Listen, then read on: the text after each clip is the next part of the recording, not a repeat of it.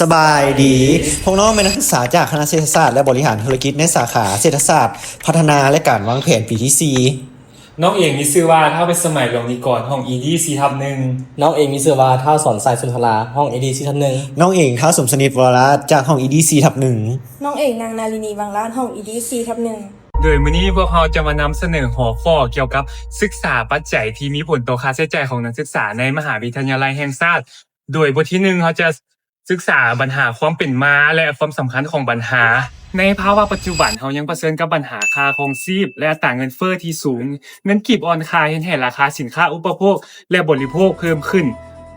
นักศึกษาเองเป็นกลุ่มที่ยังบ่มีรายได้คงที่ส่วนหลายอาศัยมาจากรายรับครอบครัวเฮ็ดให้เป็นกลุ่มที่มีความเสี่ยงการเงินสูงนักศึกษายังเป็นกลุ่มที่มีความเสี่ยงทางการเงินสูงเพราะว่ารายได้ของเขาเจ้ายังบ่คงที่ส่วนหลายในค่าใช้จ่ายในการเรียนบ่ได้มีค่าแต่การเรียนรวมทั้งค่าอาหารค่าเดินทางค่าอุปกรณ์การเรียนต่างๆสิ่งเหล่านี้ล้วนแล้วเฮ็ดให้ค่าใช้จ่ายของนักศึกษาเพิ่มขึ้นอย่างสูงจุดพิเศษของนักศึกษามศหรือว่านักศึกษาในมหาวิทยาลัยแห่งชาติส่วนหลายแม่นมีจุดพิเศษก็คือส่วนหลายเป็นนักศึกษามาจากต่างแขนซึ่งต้องมาดำรงชีวิตในนครหลวงเวียงจันทน์ซึ่งเป็นเขตที่มีดัชนีค่าครองชีพที่สูงที่สุดในประเทศลาวซึ่งจุดนี้ต้องเฮ็ดให้นักศึกษาที่มาจากต่างแขนต้องมีการปรับตัวเพื่อความอยู่รอดในปัจจุบันหรือบางทีอาจต้องมีการเฮ็ดเวียกนะซึ่งในกรณีที่ร้ายแรงบางกรณีเฮ็ดให้นักศึกษามีการฟ้าลาการเรียนออกไปก็เป็นได้ปัญหาทางการเงินบ่แม่นเพียงแต่ตัวเลขแต่มันคืออนาคตสำหรับนักศึกษาทุกๆคนถ้าหากว่าเฮาบ่ฮู้ปัจจัยที่ส่งผลต่อรายรับรายจ่ายอย่างชัดเจนก็คือเฮาจะขาดโอกาสในการวางแผนการเงินบ่ว่าจะเป็นการเรียนรู้เรื่องการเงินต่างๆเฮาจะบ่ฮู้เฮาจะเฮ็ดให้มีปัญหาหนี้สินเกินตัวฉะนั้นวิธีการแก้ไขที่กงจุดก็คือเฮาต้องฮู้โครงสร้างของรายรับรายจ่ายที่จะเฮ็ดศึกษาเกี่ยวกับโครงสร้างรายรับรายจ่ายของเฮาหรือของคนอื่นเพื่อนำมาปรับใช้ในตัวเฮาเองและจุดประสงค์หลักๆก็คือเพื่อศึกษาพฤติกรรมการใช้จ่ายและโครงสร้างการใช้จ่ายรวมทั้งปัจจัยต่างๆเช่นปัจจัยทางภายในและภายนอกของนักศึกษาในมหาวิทยาลัยแห่งชาติข้อสมมุติฐานอันหนึ่งปัจจัยด้านครอบครัวที่มาจากครอบครัวที่มีรายรับสูงจะเฮ็ดให้มีการใช้จ่ายหลายกว่าครอบครัวที่มาจากมีครอบครัวที่มีรายรับต่ำปัจจัยด้านที่พักเช่านักศึกษาที่พักเช่าอยู่หอพักต่างๆทางนอกหรือหอพักเอกชนจะมีค่าใช้จ่ายหลายกว่านักศึกษาที่อยู่ในหอพักในมหาวิทยาลัยแห่งชาติหรืออยู่นำครอบครัวตัวเองข้อสมมุติฐานสุดท้ายปัจจัยทางด้านสังคมหมู่เพื่อนและสื่อสังคมออนไลน์เฮ็ดให้เฮามีการตัดสินใจใช้จ่ายหลายขึ้นขอบเขตของการศึกษาเน้นศึกษาเกี่ยวกับรายจ่าย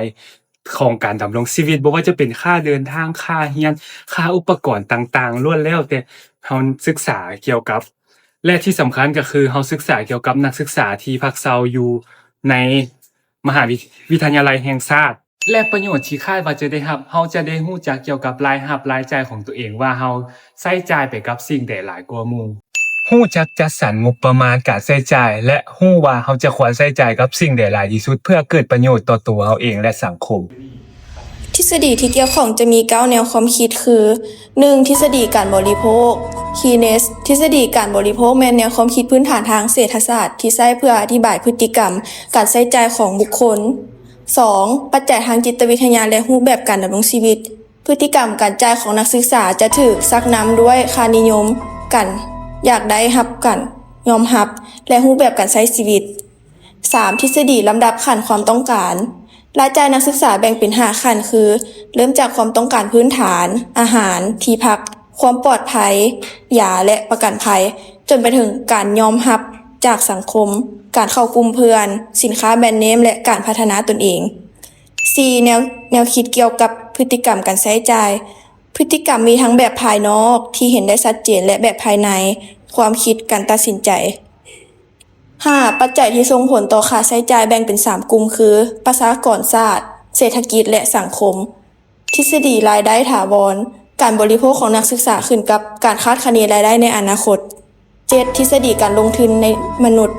ค่าเรียนและค่าครองชีพบ่แม่นการเสียเงินละแต่แม่นการลงทุนเพื่อสร้างความรู้และทักษะ 8. ทฤษฎีการเปรียบเทียบทางสังคม นักศึกษามักเปรียบเทียบตนเองกับคนอ้อมข้าง การเปรียบเทียบกับผู้ที่เหนือกว่าเฮ็ดให้นักศึกษากดดันและต้องใช้จ่ายสูงขึ้น เพื่อให้เบิ่งดีและเป็นที่ยอมรับของกลุ่มเพื่อน 9. ทฤษฎีความรู้ทางด้านการเงิน ความรู้ทักษะและทัศนคติทางการเงินแม่นตัวตัดสินคุณภาพชีวิต บทค้นคว้าที่เกี่ยวข้องถือเป็นภาคส่วนที่มีความสำคัญอย่างยิ่งเพื่อเป็นบ่อนอ้างอิงและเฮ็ดให้พวกเราเข้าใจถึงท่าเองของพฤติกรรมการใช้จ่ายของนักศึกษาในหลายบริบทสำหรับการศึกษาครั้งนี้พวกเราได้รวบรวมบทค้นคว้าที่เกี่ยวข้องทางภายในและต่างประเทศทั้งหมด9บทซึ่งมีจุดประสงค์ที่น่าสนใจคือนักศึกษาส่วนใหญ่เน้นหนักการใช้จ่ายไปกับปัจจัยพื้นฐานเช่นว่าค่าอาหารค่าที่พักโดยมีปัจจัยดันรายรับครอบครัวและสภาพเศรษฐกิจเป็นตัวเปลี่ยนหลักเพื่อให้เห็นภาพที่ชัดเจนพวกเราขอยกตัวอย่าง3บทค้นคว้าที่เด่นจากทั้งหมด9บทดังนี้บทที่1ท่านพรทิพย์พันธุมาปี2020ได้ศึกษาปัจจัยที่ส่งผลต่อพฤติกรรมการออมและการใส่ใจของนักศึกษามหาวิทยาลัยแห่งชาติผลการศึกษาพบว่านักศึกษามีรายจ่ายส่วนใหญ่ไปกับค่าอาหารและเครื่องดื่มสูงสุดถึง 35.40% และพบว่าระดับรายรับของครอบครัวที่แตกต่างกันส่งผลต่อรายจ่ายเฉลี่ยอย่างมีวินัยสำคัญทางสถิติบทที่2ท่านนิรันดร์วิไลปี2022ได้ศึกษาในหัวข้อผลกระทบของภาวะเงินเฟ้อต่อค่าครองชีพของนักศึกษาในนครหลวงเวียงจันทน์ผลการศึกษาสะท้อนให้เห็นว่าในสภาวะเศรษฐกิจที่ผันผวนนักศึกษาส่วนใหญ่ 68.40% เริ่มมีการปรับตัวโดยการลดรายจ่ายที่บ่จำเป็นลงซึ่งเป็นข้อมูลที่สำคัญช่วยยืนยันว่าสภาพเศรษฐกิจที่มีผลโดยตรงต่อการตัดสินใจใช้เงินบทที่3แมนท่านดรมูฮัมเหม็ดนาเฟตและดรลูบินาซาฮาเมดปี2025ซึ่งเป็นบทค้นคว้าใหม่ล่าสุดจากประเทศปากีสถานผลการศึกษาได้ชี้ให้เห็นว่าความรู้ด้านการเงินแม่นปัจจัยที่สำคัญที่สุดนอกจากนั้นยังพบว่าสื่อสังคมออนไลน์และความกดดันทางอารมณ์มีอิทธิพลเฮ็ดให้นักศึกษาตัดสินใจซื้อเครื่องเพื่อผ่อนความเครียดต่อไปแมนกรอบแนวความคิดจากการศึกษาบทค้นคว้าทั้ง9บทที่กล่าวมาข้างเทิงนั้นพวกเราจึงได้นำมาเป็นพื้นฐานในการกำหนดกรอบแนวความคิดของการวิจัยในครั้งนี้โดยพวกเราแบ่งตัวเป็นออกเป็น2ส่วนคือตัวเป็นอิสระและตัวเป็นตามตัวเป็นอิสระประกอบมีเพศอายุสถานภาพคณะวิชาระดับปีเรียนที่อยู่อาศัยรายรับของครอบครัวสภาพเศรษฐกิจรายได้จากเวียกเสริมรายได้เฉลี่ยต่อเดือนส่วนตัวเปลี่ยนตามแมนค่าใช้จ่ายเฉลี่ยต่อเดือนโดยวิธีดำเนินการค้นคว้าพวกเขาจะมีอยู่2วิธีก็คือการศึกษาแบบพรรณนาและการศึกษาแบบปริมาณโดยประชากรและกลุ่มตัวอย่างของเขาจะแม่นจำนวนนักศึกษาจาก13คณะในมหาวิทยาลัยแห่งชาติโดยที่กลุ่มตัวอย่างจะแม่นนักศึกษาทั้งหมด388คน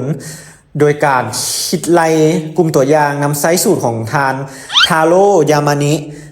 ที่มีระดับความเชื่อมั่นอยู่ที่ 95% และค่าคลาดเคลื่อนอยู่ที่ 5% สำหรับตัวเปลี่ยนในการค้นคว้าในครั้งนี้จะแม่นมีคร่าวๆก็คือตัวเปลี่ยนตามก็คือรายจ่ายรวมเฉลี่ยต่อเดือนและบรรดาตัวเป็นอิสระจะมีเพศคณะที่อยู่อาศัยรายรับของครัวเรือนและรายได้จากเวียกเสริมแบบจำลองทางเศรษฐมิติจะมีก็คือรายจ่ายรวมเฉลี่ยต่อเดือนเท่ากับเบต้า0บวกให้เบต้า1เพศบวกให้เบต้า2อายุบวกให้เบต้า3สถานะไปจนถึงบวกให้เบต้า10รายรับรวมเฉลี่ยต่อเดือนโดยที่เบต้า0แม่นค่าคงที่เบต้า1ถึงเบต้า10จะเป็นค่าสัมประสิทธิ์ของแต่ละปัจจัยและสุดท้ายเป็นค่าคลาดเคลื่อนการเก็บรวบรวมข้อมูลปฐมภูมิก็คือพวกเขาจะใช้แบบสอบถามจำนวน388ฉบับ